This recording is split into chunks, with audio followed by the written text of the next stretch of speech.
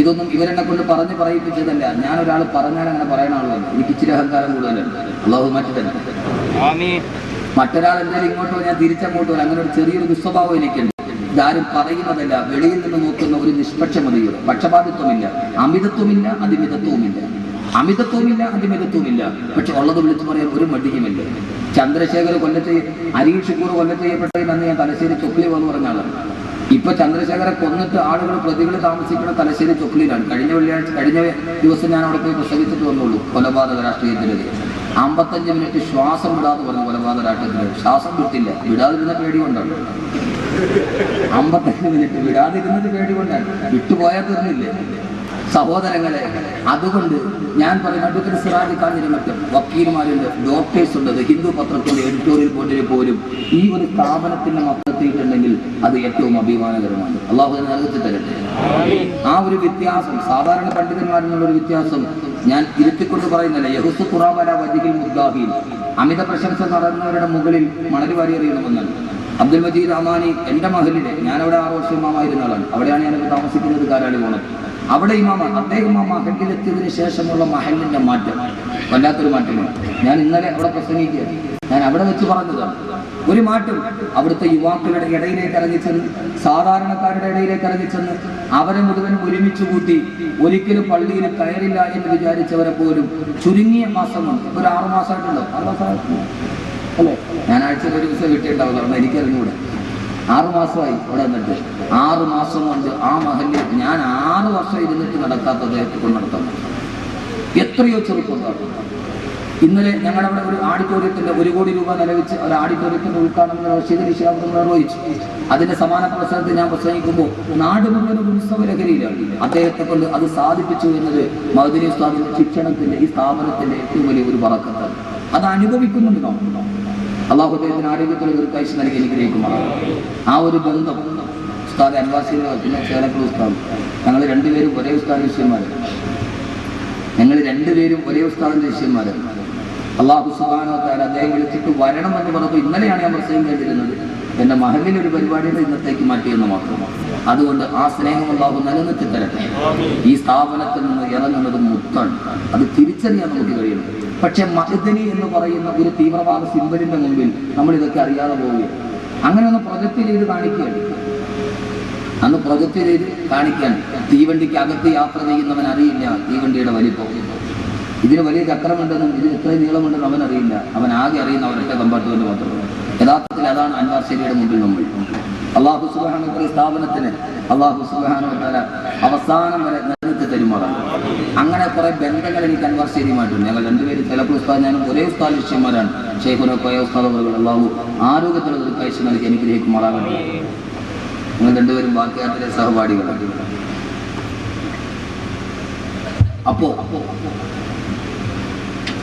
ഈ ഒരുമിച്ച് കൂടൽ യാഥാർത്ഥ്യമാകണം. അള്ളാഹുവിന്റെ ഖുർആൻ ഇപ്പോൾ മഅ്ദിനിയുടെ കാര്യത്തിൽ നമ്മൾ ചെയ്യേണ്ട ഒരു കാര്യമാണ്. ഇൻഷാ അല്ലാഹ് ഞാൻ പറയാം, പക്ഷെ ചെയ്യാവോ? ഉറക്കെ പറയും ഇൻഷാ അല്ലാഹ്. 2 സൈസ് ഉണ്ട്.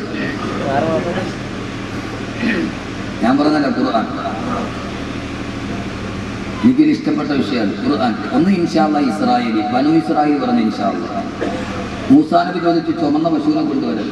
അപ്പൊ ബനു ഇസ്രായേൽ പറഞ്ഞു സൂറത്തുൽ ബഖറ ഇൻഷാ അല്ലാഹുവിന്റെ മുഖത്തത് നോക്കട്ടെ, കിട്ടിയ കൊണ്ടുവരാം. നോക്കട്ടെ, നടന്നൊക്കെ നോക്കിയിട്ട് എവിടെയും കിട്ടിയ പിന്നെ ഇൻഷാ അല്ലാഹുവിന്റെ മുഖത്തും കൊണ്ടുവന്നല്ലോ. നോക്കട്ടെ ഉസ്താദെ പറ്റിയ. അത് ഇൻഷാ അല്ലാഹ് ഇസ്രായേലി.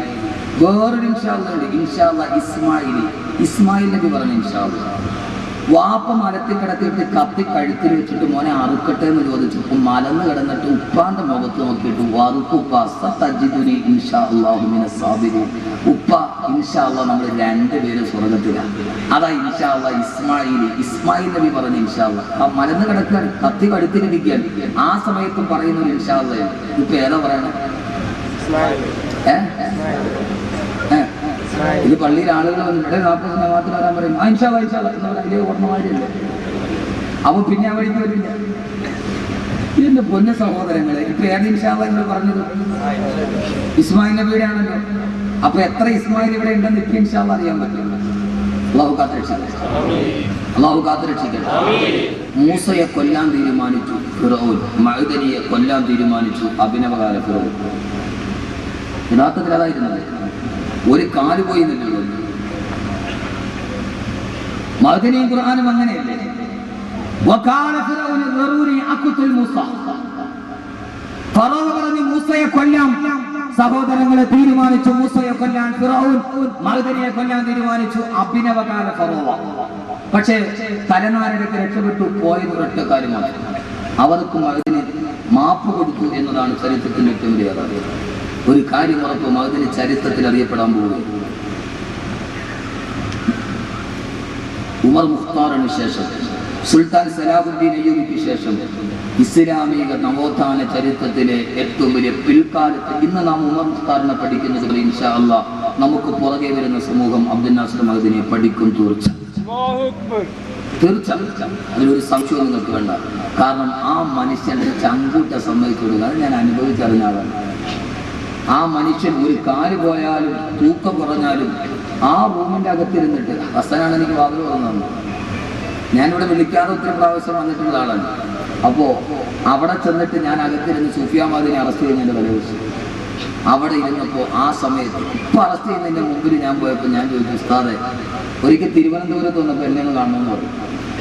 ഞാൻ അവിടെ പോയി കണ്ടു. അപ്പോൾ ഞാൻ ഉസ്താദെ ഭയമുണ്ടോ? ആ സമയത്ത് നമ്മളൊക്കെ ആണെങ്കിൽ പൊന്നു സാറിനെ ഇപ്പൊ ഇത്രയും നാളും ജയിലിൽ കിടന്ന നമ്മൾ ഷുഗർ വന്നിട്ട് 35 കിലോയെങ്കിലും ഉണ്ട് മാതിരി നമ്മൾ വെറും ഫോട്ടോസ്റ്റാറ്റ് കാണും. നമ്മളാണോ എന്ന് പറയാൻ പറ്റില്ല.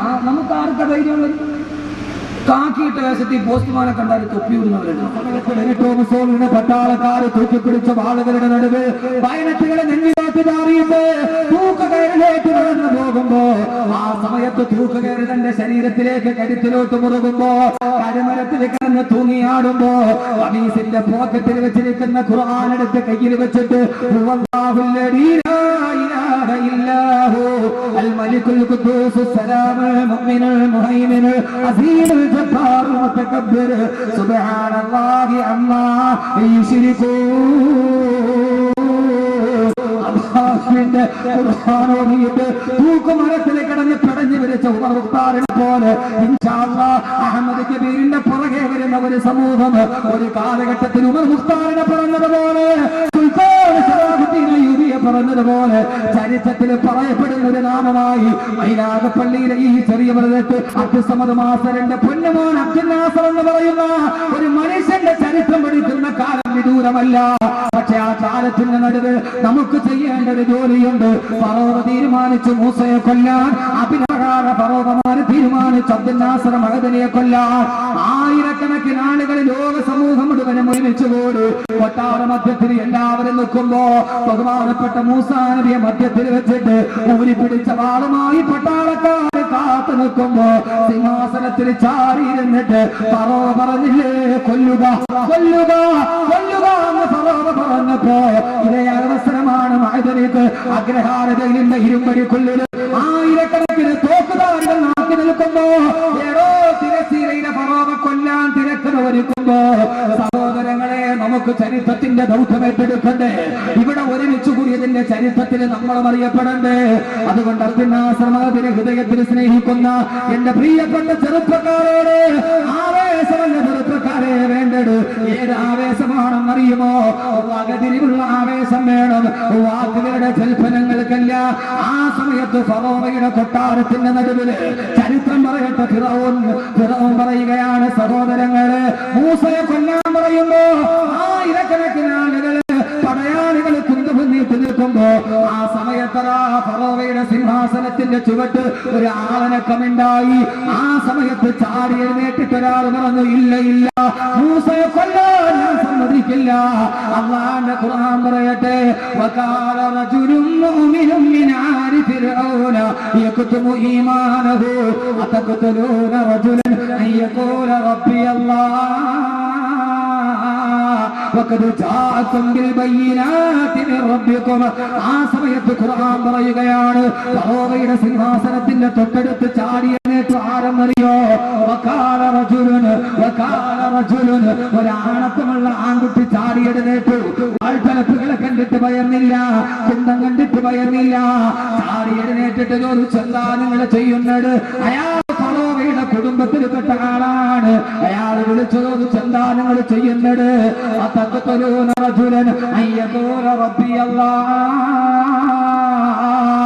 അള്ളാഹിനെ കുറിച്ച് പറഞ്ഞതിന്റെ പേര്, സത്യം വിളിച്ചു പറഞ്ഞതിന്റെ പേര് ഈ പാവപ്പെട്ട ചെറുപ്പക്കാരനെ നിങ്ങൾ കൊല്ലാൻ പോകുന്നവോ?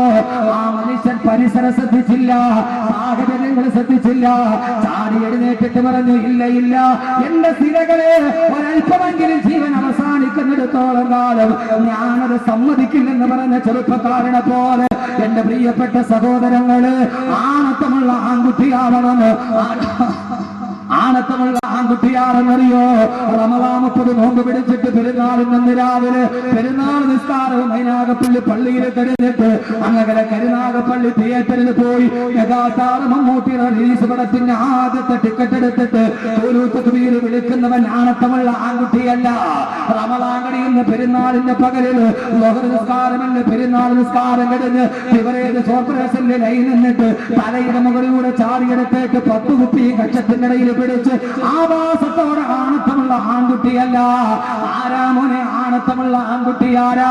അഭിനവകാല ഫറോവമാരുടെ മുമ്പിൽ അത്യുന്നാശ്രമത്തിൽ ജയിലിലടഞ്ഞാലും ഞങ്ങളതിനെ സമ്മതിക്കില്ലെന്ന് പറയുന്ന ഫറോവയുടെ സിംഹാസനത്തിന്റെ തൊട്ടടുത്ത് ചാടിയെടുന്നേറ്റ ഒരു റജുലായി മാറാൻ, ആണത്തമുള്ള ആൺകുട്ടിയായി മാറാൻ കഴിയണം.